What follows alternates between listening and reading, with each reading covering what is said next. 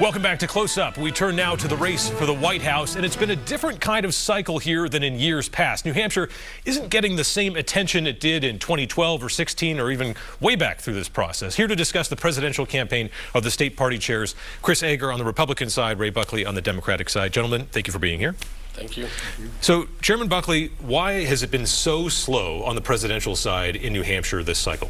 Well, it's certainly been historic. Not since Abraham Lincoln has the Republicans kind of ceded the field to Democrats in New Hampshire. So it's been unnerving a little, but we decided we're still going to go forward. That's why we've got 17 local offices. We've got over 200 employees at this point, reaching out, talking to voters.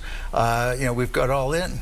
We've had multiple visits by the top of the ticket by other folks, and we've decided to play here, no matter what Donald Trump decides to do of abandoning New Hampshire or whatever he decided to do. Well, you think about the movies, they say it's quiet, a little too quiet. Republicans are still confident. Chairman Ager, yes. What's your perspective on how this race has played out for the presidential in New Hampshire? So we're very confident.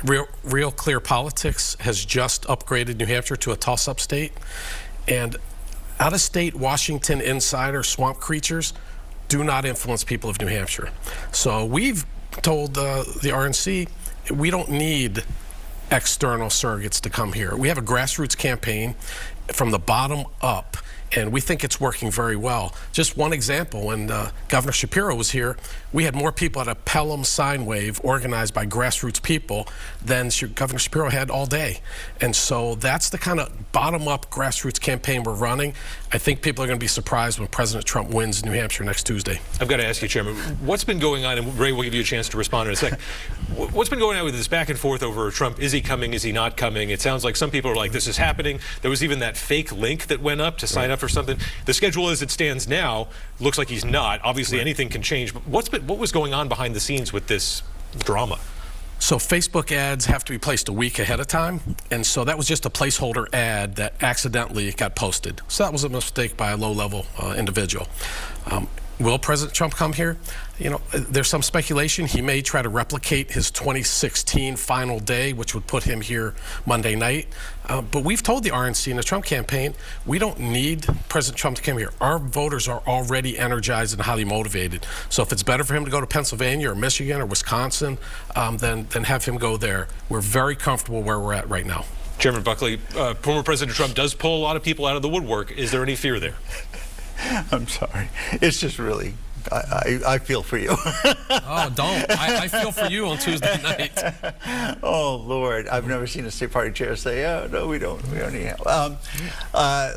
And back to the Shapiro, I was at dinner with 300 people in Manchester with Governor Shapiro, so I'm not sure how many people were showing up in Pelham, but I don't think it was 300 people.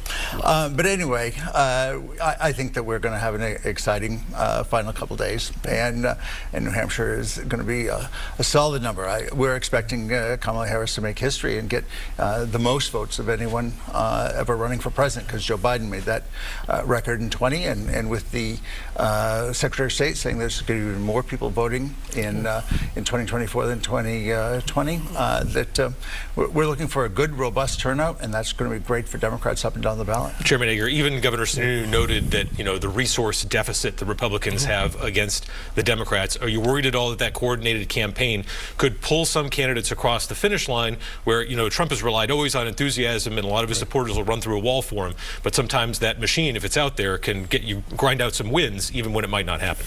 Yeah, so we're not worried about that at all. We've had a targeted campaign, micro-targeting specific types of voters. So big appeals to the general public generally aren't as effective as that micro-targeting. We've been doing that for months under the radar, so I think you will be surprised.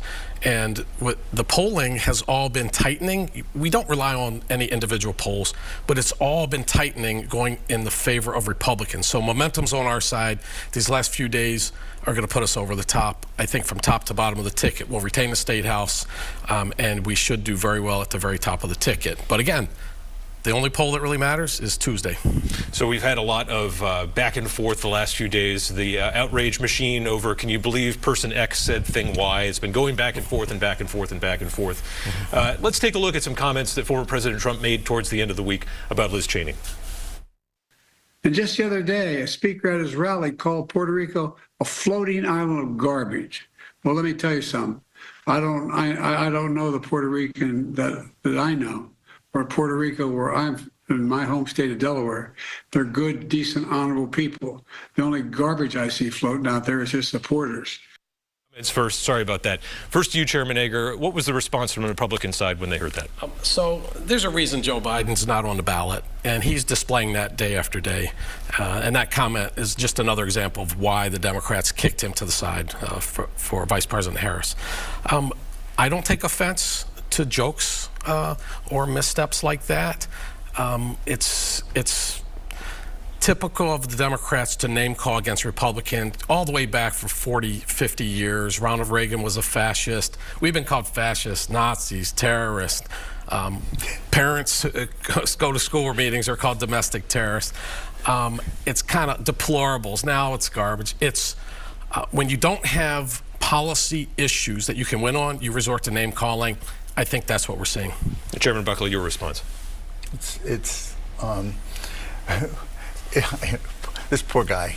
Oh, no, I'm not poor. Yeah, I feel sorry for you. When the Republican nominee for president has nothing but insults, he is the insult comic.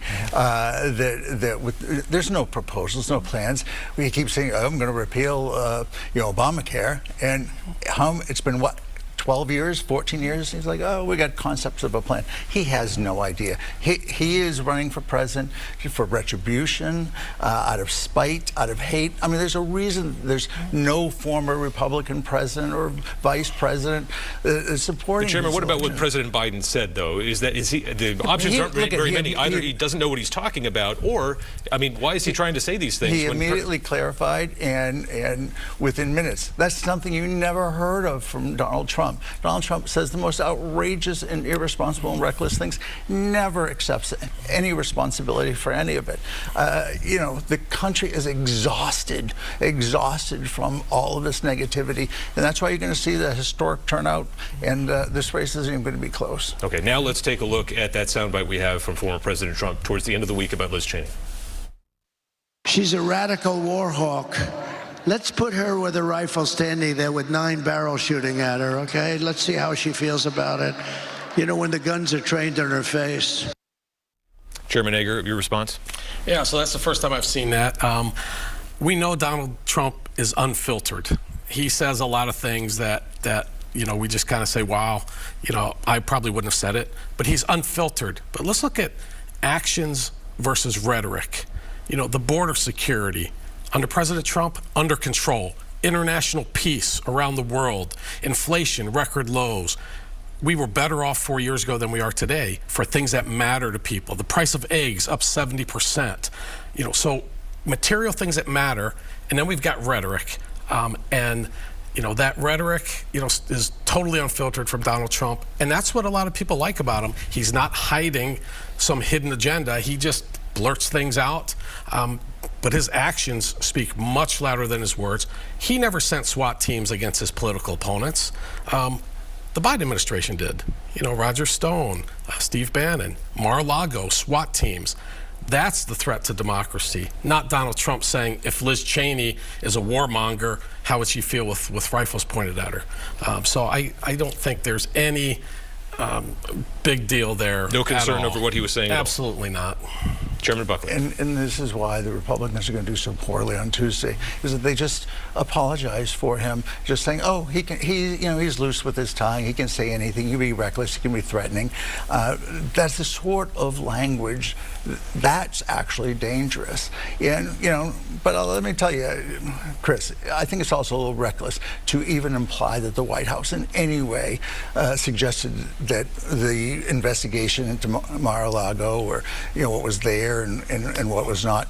I mean, so the White House is not in control of its own Department of Justice. That's even worse. when you're Are not you in control. serious? Yes, I'm Do you serious. not understand there's a division between the White House, the politics of the White House, and what goes on in the Department of Justice? No, you would never know that with this Are administration. you suggest? Well, You never know.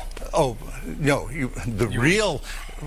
look at we know it's a historical fact that Donald Trump decided that he was going to run the Department of Justice, and it was going to be, and he's promising it to be even worse. Where in were the this SWAT next term. teams when President Trump? Gentlemen, There were none.